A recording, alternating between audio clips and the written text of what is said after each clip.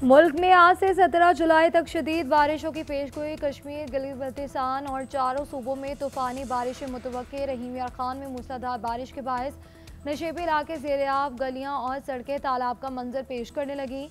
दरियाए सिंध में तुग़यानी और पानी मुतादिद बस्तियों में दाखिल हो गया। तोंसा बैराज पर पानी की आमद 4,30,000 क्यूसिक रिकॉर्ड। पानी का अखराज 3,63,262 क्यूसिक हो गया।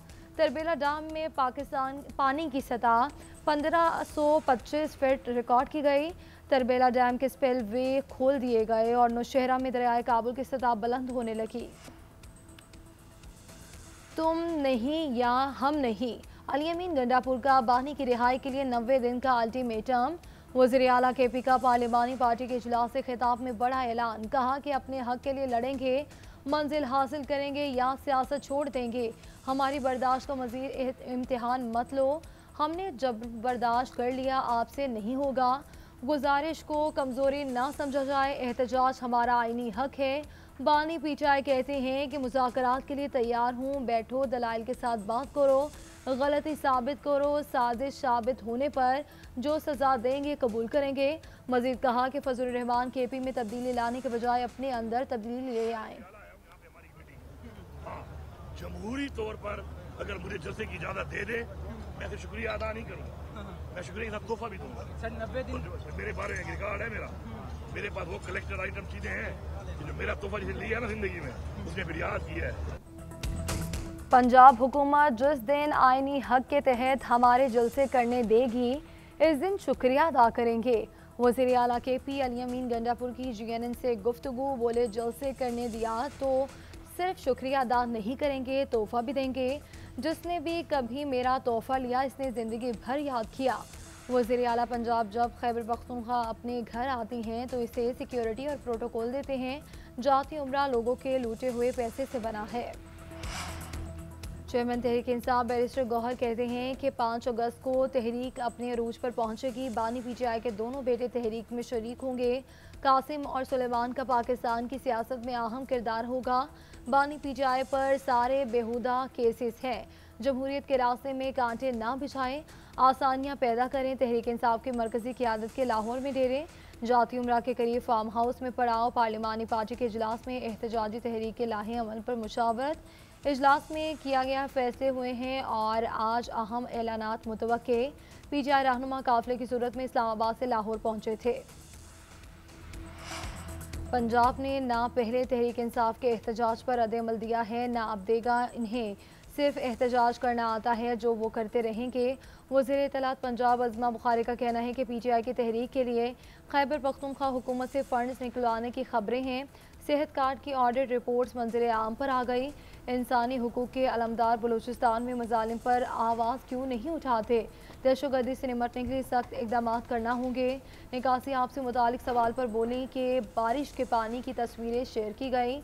सोशल मीडिया पर आने वाली तस्वीरें DHO की थी, यह हमारे दायरे इख्तियार में नहीं आता।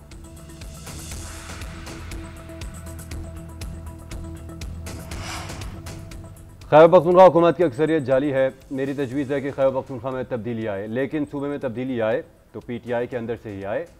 खैबर पख्तूनख्वा किसी सियासी कशमकश का मुताहमिल नहीं हो सकता। PTI अपना रवैया तब्दील करे तो बात हो सकती है। मौलाना फजलुर रहमान की न्यूज़ कॉन्फ्रेंस बोले, मुस्लिम लीग नून और पीपल्स पार्टी से मुलाकातें इब्तदाई मराहिल में हैं। असम्बलियाँ बिकी हुई हैं।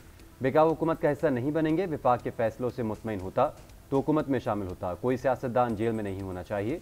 सियासी जमातों से खिलाफ है, किसी से कोई दुश्मनी नहीं। तस्लीम कर लेना चाहिए कि फाटा का इंजमाम गलत फैसला था।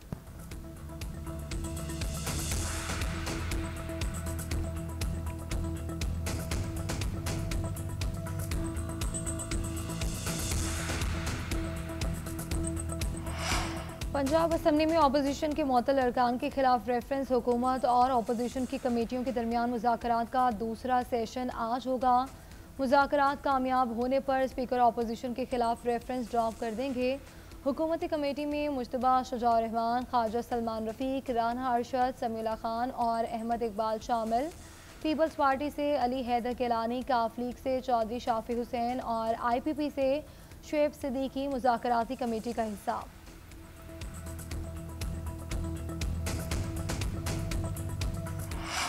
about 15 to 16 months that we are in charge of federal government, and when we took over, Pakistan had just come out of a very serious threat of default. I don't know them if they're not serving the nation. So this is a new paradigm shift. This is the order of the day, difficult as it is, but we have to achieve our targets. If we don't, then we would have failed to serve the cause of this country. Pahalgam incident, sad as it was, and it is, Pakistan had no contribution in that. That let's have this matter investigated by an international body comprising of countries which both countries would agree to. India never even commented on this proposal.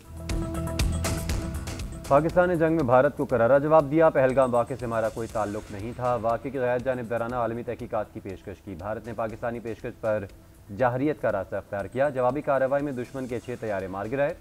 हमने अपने मुल्क का दिफा किया जो हमारा फ़र्ज़ था। वज़ीर आज़म शहबाज शरीफ की उड़ान पाकिस्तान समर स्कॉलर्स के लिए मुंतखब तलबा से गुफ्तगू। मज़ीद कहा, पाकिस्तान दिवालिया होने के ख़तरे से बाहर निकल गया। इक़्तिदार संभाला तो अक्सरियत का ख्याल था पाकिस्तान डिफ़ॉल्ट कर जाएगा। हमें यकीन था कि बहरान से निकल जाएंगे। मईशत बेहाल और महंगाई 38 पर थी। मेरी IMF से तफसीली बातचीत के नतीजे में हमने बहरान पर काबू पाया।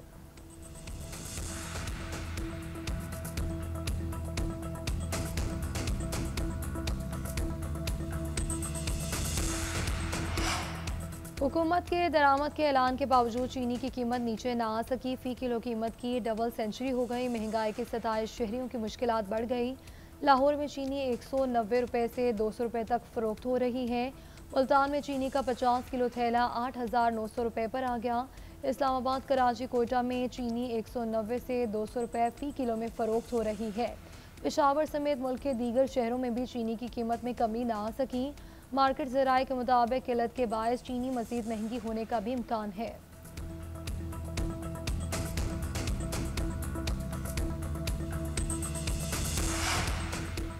रियासती इदारों के नुकसानात 59 खरब रुपये से तजावुज़ कर गए। वजारत ख़जाना के मुताबिक 6 माह में सरकारी इदारों का खसारा 3.45 खरब रुपये बढ़ा।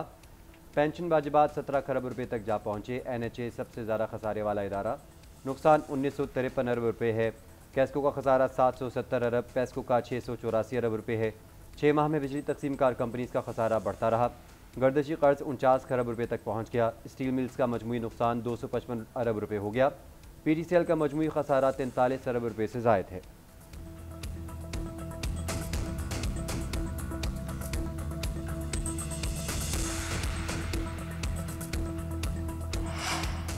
पुलिस को अदाकारा हुमैरा असगर के मोबाइल फ़ोन्स और दीगर आलात तक रसाई मिल गई। 3 मोबाइल फ़ोन्स, 1 टैबलेट और 1 लैपटॉप को खोल लिया गया। पुलिस के मुताबिक तमाम पासवर्ड एक डायरी में मौजूद थे। आलात का मुआयना किया जा रहा है। बैंक अकाउंट्स की भी जांच जारी है। अदाकारा की मौत के हवाले से 2 अफराद के बयानात कलम बंद, मज़ीद 2 को तलब कर लिया गया।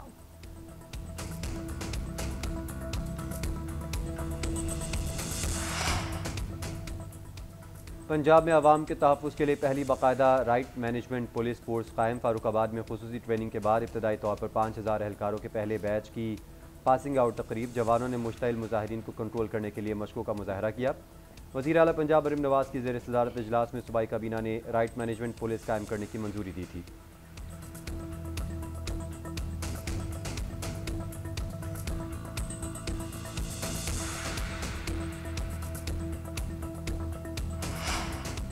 अमरीकी सदर का यूरोपीय यूनियन के खिलाफ तजारती जंग का ऐलान। यूरोपीय मसनूआत पर 30% टैरिफ आयद कर दिया गया। यूरोपीय यूनियन के सदर को ख़त लिख कर फैसले से आगाह कर दिया। टैरिफ का इतलाक 1 अगस्त से होगा। सदर ट्रंप कहते हैं कि जवाबी इकदाम की कोशिश की गई तो टैरिफ मज़ीद बढ़ा देंगे। अमरीका ने मैक्सिको पर भी 30% टैरिफ आयद कर दिया।